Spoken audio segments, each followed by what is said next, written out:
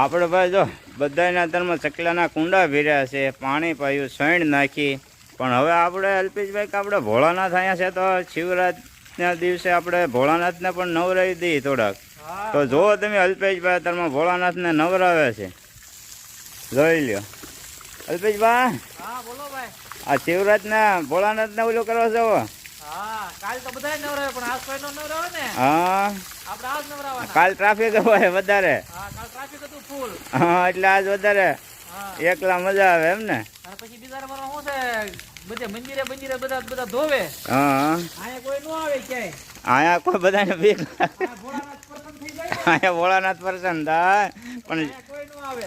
હા નો કરે નો કોઈ આવે ત્યાં આપણે જવાનું એમ ને. ન કરે કોઈ એવું કરવાનું ન જાય ત્યાં જવાનું અને આપણે વ્યવસ્થિત કામ. તો ભાઈ અમારી ચેનલ જો તમને સેવાનું કામ ગમ્યું હોય તો ફોલો કરતા રહેજો મોટા ભાઈ. જય માતાજી.